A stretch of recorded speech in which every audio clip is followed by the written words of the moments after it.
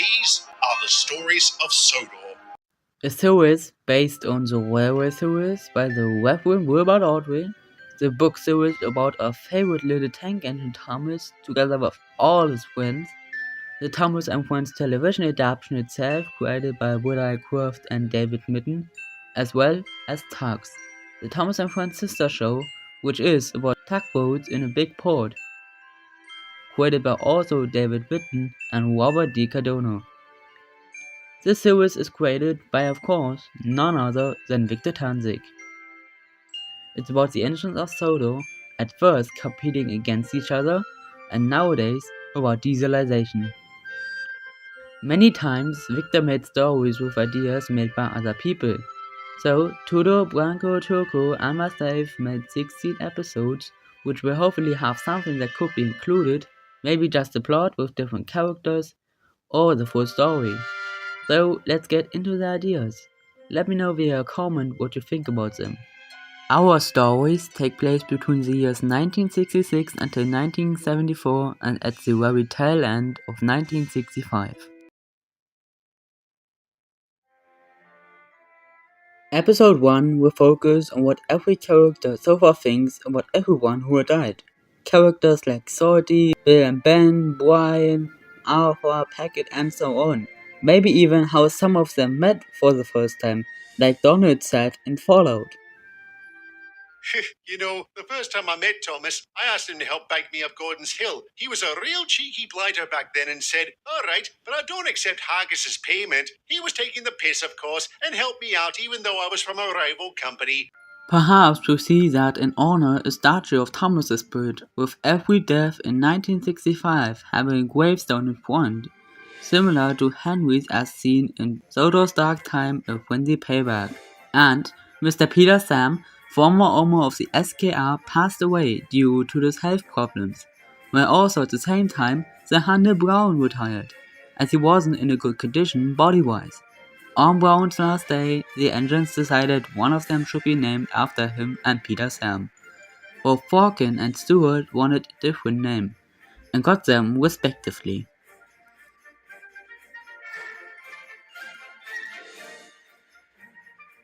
In this episode, Percy would be depressed about Thomas's death. After crashing into Packett's food train, he would also go to therapy, with the intention that he would be less distracted, aka that he wouldn't think too much about Thomas doing his work.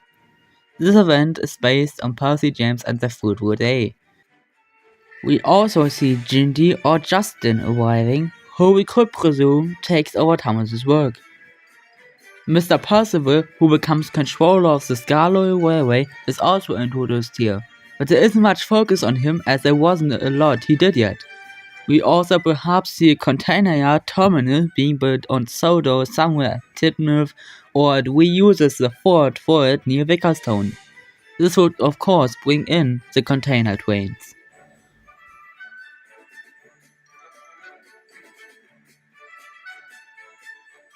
The episode would start with a few accidents which are caused by the tracks that weren't in the best condition. But it isn't just the maintenance. Not enough ballast is brought to Sodor via well or ship, or by the Scarloy Railway, as they couldn't handle so many ballast trains together with all their other jobs. It is mentioned that an engine is coming to help, which we'll see later on. This is where Duke remembers that in the mountains around the mid-Sodor, ballast was discovered before its closure, but by then they weren't in need of it anymore. Mr. Percival sent some of the engines to the old mid-Sodor. They, together with a couple of workmen, went on their search for the ballast. During their search, they discovered other things as well, such as left behind rolling stock, the old sheds, and Smudger, who was left in a valley after falling down it. Later on, they found the place where they discovered the ballast too.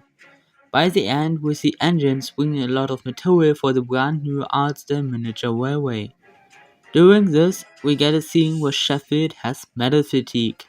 However, not too much, and it could be cleaned without any issues.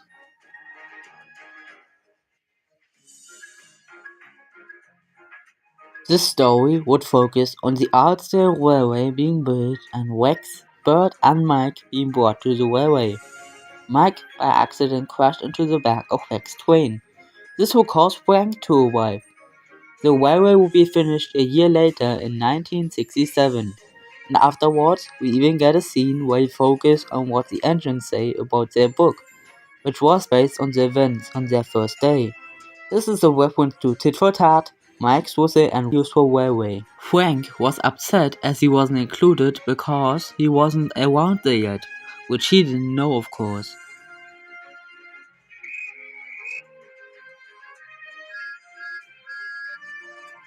Wilbert is introduced in this one, however by a different name, as he wasn't named Wilbert until 1987.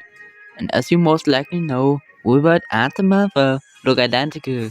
They were, because of it, often mixed up, as not everyone knew about Wilbert or how he looked. Bill and Ben played a trick on Wilbert as they thought he was the mother. He and Sam played a trick on them later on as a revenge, very similar to the disease. All four received a few days at Railgate because they delayed and sabotaged their trains, as well as delayed the twins on purpose. This year, Stepney, who was preserved in 1960 by the then brand new Bluebell Railway, visits Sodor, and the events of his book will play out. But instead of Thomas, we have Ginty or Justin, as Thomas is gone. It also explains why Theodore, aka Class 40, has been all the time as well. He was overhauled, but because of Peter and Jeffrey's death, the goods trains piled up and became too much. He was brought back and was going to be tested to pull trains like the Express. However, because of a hat in his air intake, Stepney and Duck double-head the Express, as no engines were currently available at Titmuth. Theodore stays on Sodor.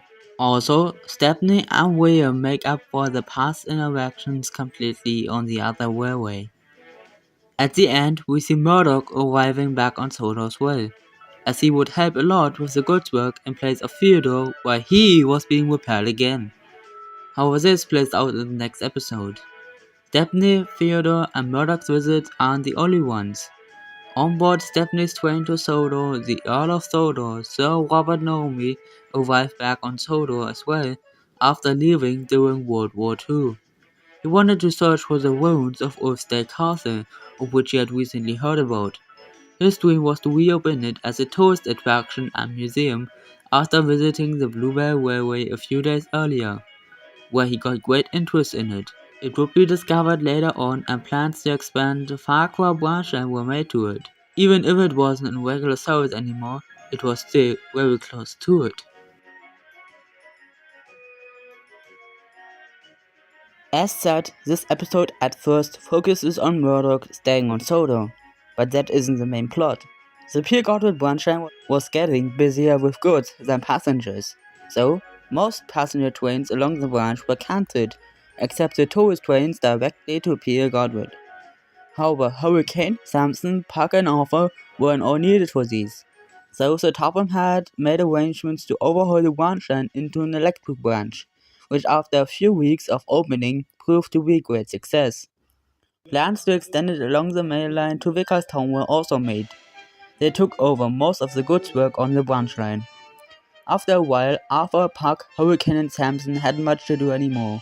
The Topham relocated them for the time being to the main line and Farquhar branch line to extend it. Their relocation, however, happens in the next episode, titled very fittingly.